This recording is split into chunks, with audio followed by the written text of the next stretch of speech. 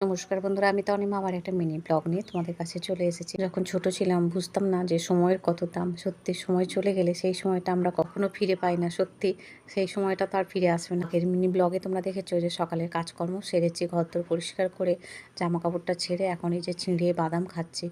আর এখানে দেখো আকাশে মেঘ করেছে, বৃষ্টিও শুরু হয়ে গেছে। আজকে বেশ ভালোই মেঘ করেছে, দেখো ঝিমঝিম করে বৃষ্টি শুরু হয়েছে। জানি না তোমরা কতটা দেখতে পাচ্ছ। আগে বৃষ্টি যখন হতো ছোটোবেলায়, যখন একটু ছোট, যখন বৃষ্টি হতো এত ভালো লাগতো না, মনে হতো যেন সারাদিন বসে বসে গল্পের বই পড়ি। সত্যি সময় চলে গেলে আমাদের আর সেই সময়টাকে ফিরে পায় না। কিন্তু এখন ওই যে বসে গল্পের বই পড়বো সে আর জো নেই। হ্যাঁ, পড়তে পারি যখন নিজের মতো করে একটু সময় পাই, সেই সময়টা সেইটাকে আমি কিন্তু কখনো হাতছাড়া করি না। নিজের মতো একটু 10 মিনিট হোক 20 মিনিট হোক সময়টাকে আমি ইউটিলাইজ করি, নিজের যাতে মোটিভেট পাই, নিজের ভালো লাগাগুলোকে বাঁচিয়ে রাখার জন্য। চলো, বসে থাকলে আর হবে না। এই যে পূজা করে নিয়েছি, গোপাল সোনা রাধারানীকে স্নান করিয়ে জামা কাপড় চেঞ্জ করে দেখো সুন্দর করে ফুল দিয়ে সাজিয়ে গুজিয়ে মেয়েকে আনতে চলে গেছিলাম। তো এখন দেখো এই যে মেয়েকে খাওয়াতে বসেছি। এসে জামা কাপড় কাচা ধোয়া সব হয়ে গেছে। আজকে একটু মেঘলা ছিল, আগের দিনের মতো অত গরমটা নেই। তো আজকে রান্না করেছিলাম কুমড়ো শাক দিয়ে, ডাঁটা দিয়ে, আলু কাঁচকলা দিয়ে পাতলা করে ঝোল। তার সাথে এই যে থোড়ের তরকারি, আর আছে শসা, লেবু, একটা ডিম সেদ্ধ। মেয়েকে খাইয়ে নিই, তারপরে আমি খাবো আর কি। কারণ এই শাকটা হলে ওকে একটু মাখিয়ে জুকিয়ে খাইয়ে দিতে হয়। নিজের মতো করে খেলে অনেকটাই মানে রেখে দেয় আর কি। আর পছন্দ মতো খেয়ে নেবে, বাকিটা থাকবে। ওই জন্য আমি একটু গুছিয়ে গাছিয়ে খাইয়ে দিলাম। যতদিন মেয়ে ছোট আছে খাইয়ে দিলে বেশ ভালো লাগে, মনটা নিজের একটা শান্তি পাওয়া যায়।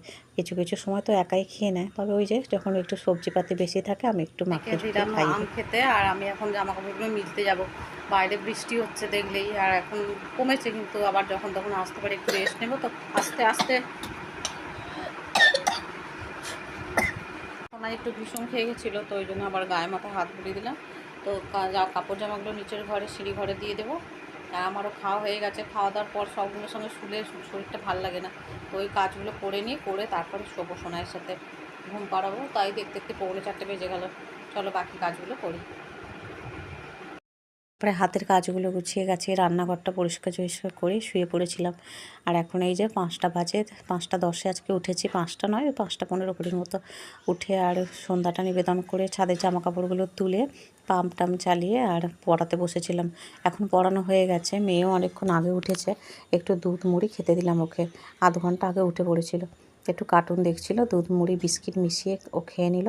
আর এখন দেখো এই যে পড়াতে বসেছি। দিন তো আবার একটা এক্সাম আছে। তো চলো বন্ধুরা, মেয়েকে পড়িয়ে দিই, ওদিকে রান্নাও প্রায় হয়ে এসেছে। চলো আজকে এই পর্যন্তই রাখি, দেখা হবে আবার তোমাদের সাথে পরের মিনি ব্লগে। বাই বাই বন্ধুরা, সবাই ভালো থেকো।